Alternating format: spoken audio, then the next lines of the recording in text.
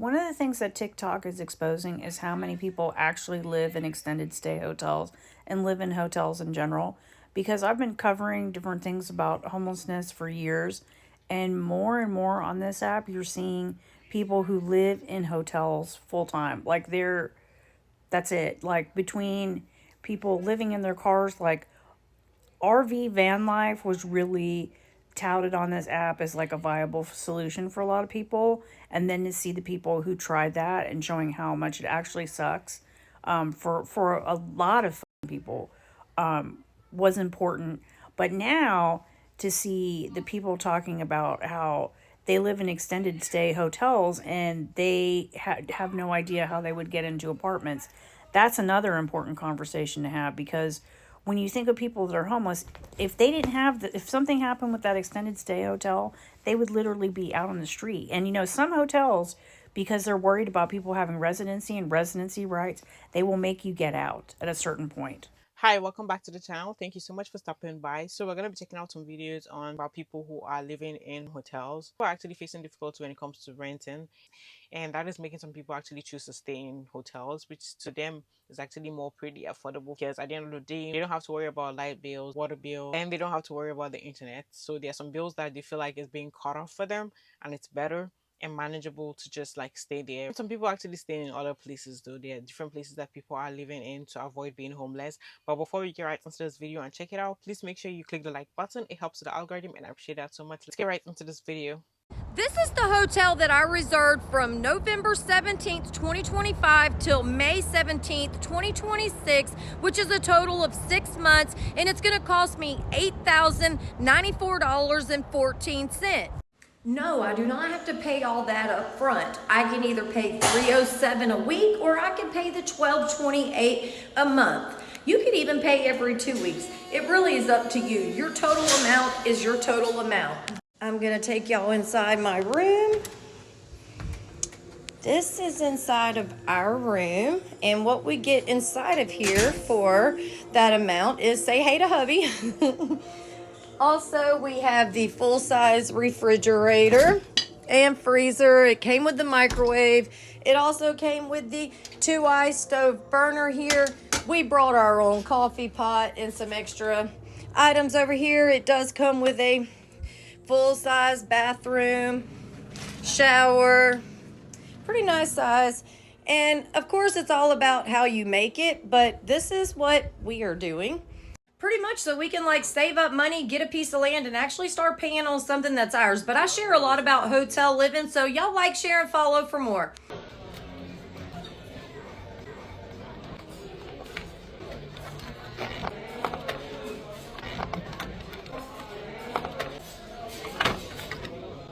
So I just watched a video on YouTube that was a compilation of people talking about how they stay at hotels instead of living in apartments, and how great of a deal it's been because they're saving so much money. Like, they're not paying utilities, people are making their beds, they have free shampoo, etc., etc. And like in my head, I was like, wait, that's a great finesse, because the extended stay hotels are like $50 a night, right? Yeah. If you are posting about that, take that shit down. Y'all know damn well that they don't like when they see us doing well and we find loopholes to the shit in America, okay? You know what's gonna happen? Supply and demand. More people are gonna realize that this is something that they can do. They're gonna go stay at these hotels, and these hotels are gonna raise their prices. So, if you want to keep your finesse in your cheap hotel room, stop posting about it on social media. You don't have to share everything. Every time you find out about a hack and you know that it'll probably be popular on social media for the clicks and the views, you don't have to post it. Share it with your friends and family. Y'all can be neighbors in that extended stay hotel. Don't put it on the internet. You're going to ruin it for yourself. Yeah. Hey y'all, come live in the hotel with us as a family of 4. As y'all can see, last night we have an absolute mess. I don't know what we did last night, but we're gonna get up and turn it around today. As y'all can see, we do not play about that school. The kids are in school. We do V-Prep Academy. If y'all have any questions, y'all can comment down below. As y'all can see, we just getting up, still getting ourselves together.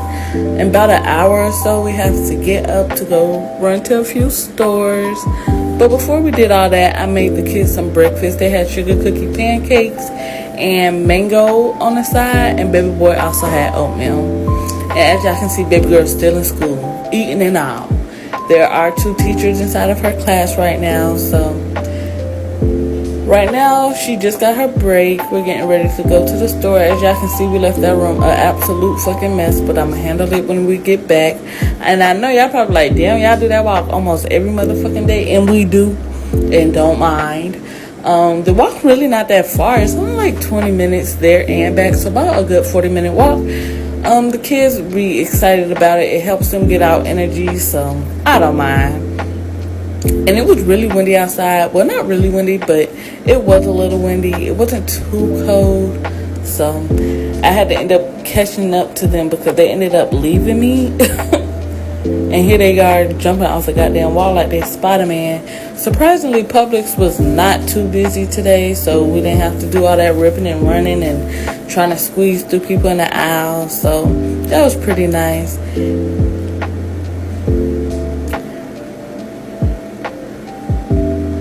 We didn't have too much to get. We just needed to get a few meats and a few sides and something to drink. And before we knew it, we had to hurry up and head back because baby girl got to get back to school. So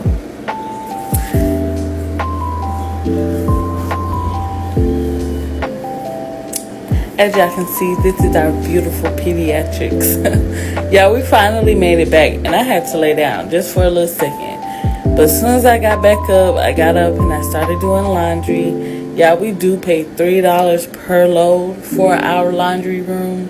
So, and then it's $2.75 to dry. It's really not too bad, but god damn, they breaking the bitch pockets.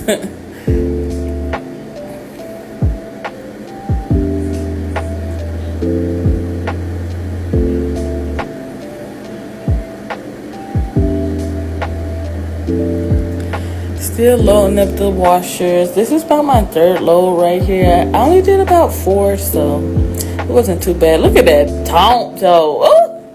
Anywho, this is me. I'm just pulling out the clothes. It's probably about like 6 o'clock right now, so we're finna get ready to settle in, get ready for bed. School is tomorrow. Even though I still have to wash these clothes while they dry, but at least I got the room together. Do y'all see this motherfucking difference? Like, who does it better than me? Nobody.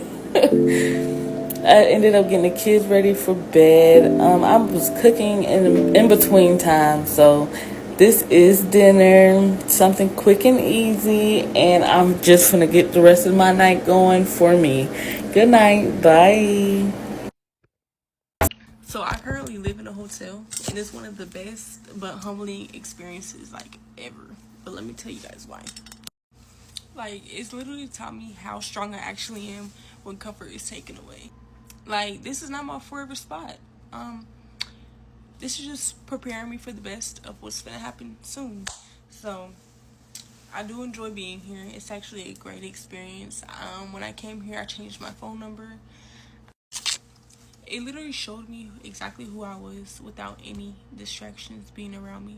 Like, I'm at this point in my life where I don't need any distractions around me just to get myself together. And I mean that by no relations, nobody that's stopping me from hitting my potential.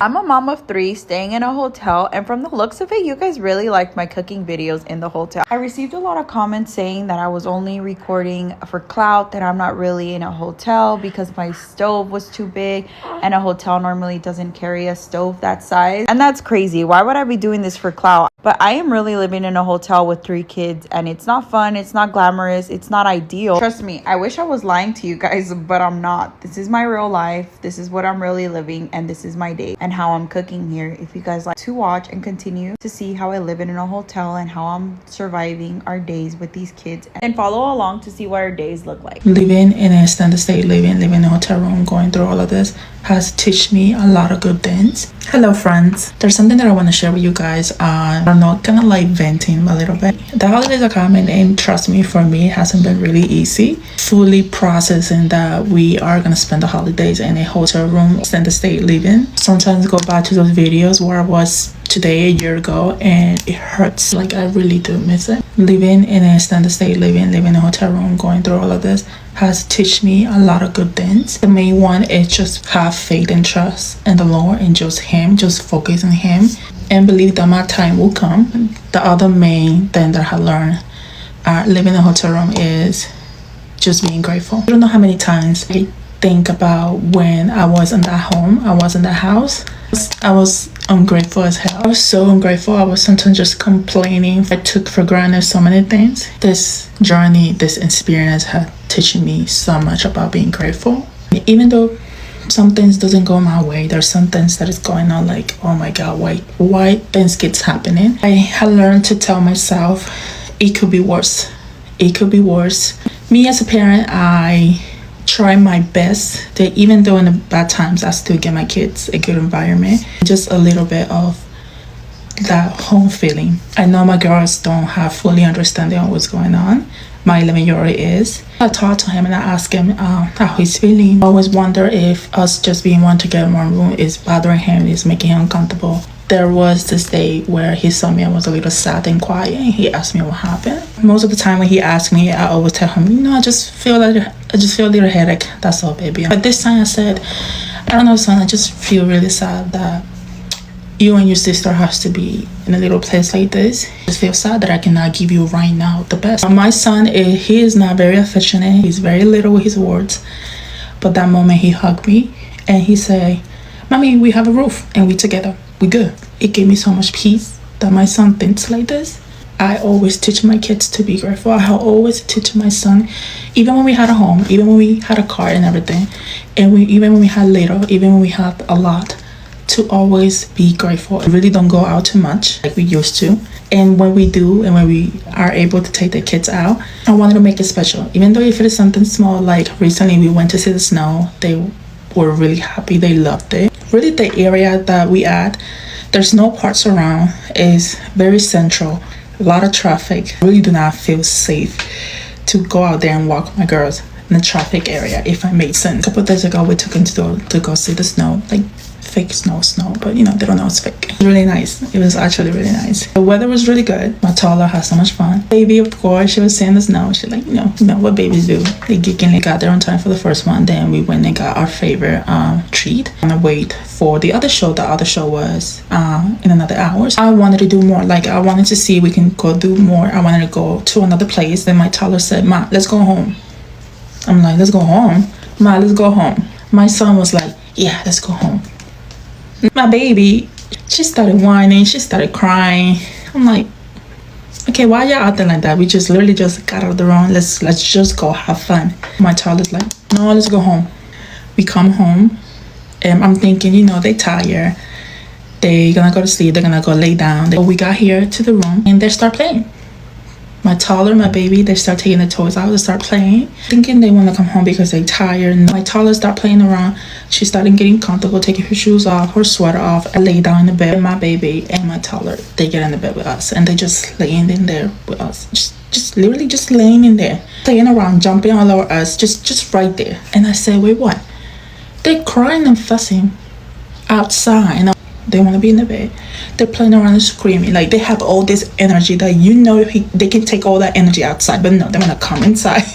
And my man said, something about our kids is they love to be around us. They feel comfortable. I have realized that no matter what the situation, no matter how small our space is, I have been able to create a comfortable space for them that they actually love being in it. All this time I'm thinking my kids are miserable in here when they're actually so happy and comfortable.